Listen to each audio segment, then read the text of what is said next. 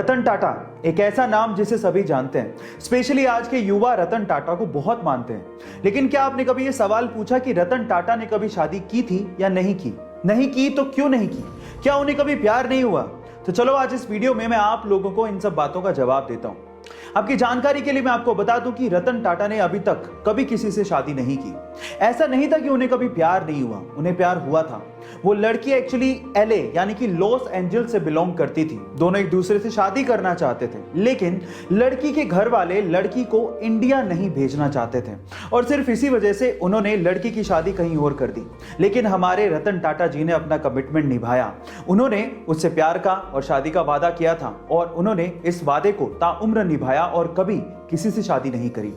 यह है उनकी लव स्टोरी, एकदम उनके जैसी परिपक्व। Pakistani former prime minister Nawaz Sharif ने एक बार कहा था कि उन्हें रवीना टंडन बड़ी अच्छी लगती है और कई बार कारगिल युद्ध के दौरान पाकिस्तानी सोल्जर्स हम पे टोंट करके ये कहा करते थे कि आप हमें रवीना टंडन और माधुरी दीक्षित दे दो, हम कश्मीर का राग अलापना बंद कर देंगे। तो इस बात का जवाब भारतीय सेना कैसे न देती। उन्होंने पाकिस्तान की तरफ एक मिसाइल छोड़ी जिस पे लिखा था love from Raveena Tandon to Nawaz Sharif. और गाइस, विजय दिवस पर हाल ही में ये फोटो इंटरनेट पे बहुत वायरल हो गई थी। सो गाइस, ये इंटरेस्टिंग फैक्ट जान के आपको कैसा लगा चैट सेक्शन में जरूर लिखिएगा। गाइस, बॉलीवुड के जैसे ही साउथ इंडियन फिल्म इंडस्ट्री को टॉलीवुड कहा जाता है और महेश बाबू टॉलीवुड फिल्म इंडस्ट्री के प्रिंस कहलाते हैं। गाइस, उनका बहुत ही ह्यूज फैन बेस है साउथ इंडियन इंडस्ट्री में। जहां एक और साउथ इंडियन इंडस्ट्री के बहुत सारे एक्टर्स बॉलीवुड में काम करना चाहते हैं, वहीं महेश बाबू बॉलीवुड इंडस्ट्री में काम करने से कतराते हैं, वो काम करना ही नहीं चाहते। उसके पीछे का रीजन जानते हैं? महेश बाबू का यह मानना है कि टॉलीवुड इंडस्ट्री में वो सब कुछ है जो बॉलीवुड फिल्म इंडस्ट्री में है ही नहीं। इवन संभावनाएं टॉलीवुड फिल्म इंडस्ट्री में बहुत ज्यादा हैं और उनका यह भी मानना है कि जब टॉलीवुड में वो प्रिंस हैं तो बॉलीवुड में वो बिगनर की तरह रोल्स के भीख क्यों मांगे।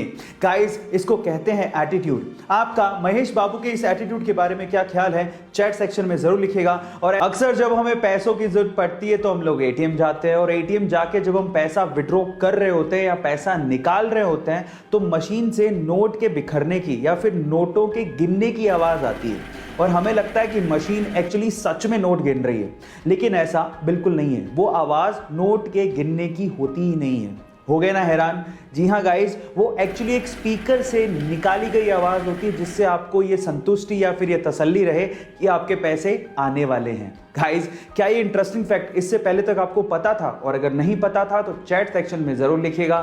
इंसान एक सामाजिक प्राणी है और समाज को बेहतर बनाने के कुछ रूल्स हैं जो कि लिखे तो कहीं नहीं है, लेकिन इंसान को फॉलो जरूर करने चाहिए। जैसे कि नंबर 1, अगर कोई अपना पासवर्ड डाल रहा हो, चाहे वो लैपटॉप में डाल रहा हो या फिर मोबाइल में डाल रहा हो या फिर एटीएम में डाल रहा हो, अगर आप उनके पास खड़े हैं तो अपनी नजर जरूर हटाएं। नंबर 2, अगर आप अपने रूम से या फिर अपने ऑफिस से बाहर निकल रहे हैं तो जो इलेक्ट्रिकल अप्लायंसेज यूज नहीं हो रहे हैं उन्हें स्विच ऑफ जरूर करना चाहिए। नंबर 3, आपको कहीं भी नल बहता हुआ दिखे तो उसे जरूर बंद करें, चाहे वो आपके घर का नल हो या फिर कोई पब्लिक नल हो। एंड नंबर 4, अगर आपके पास कचरा है तो उसे डस्टबिन में ही डालें और अगर आपको डस्टबिन ना मिले तो अपने पास रखें और जब मिल जाए तब थ्रो कर दें।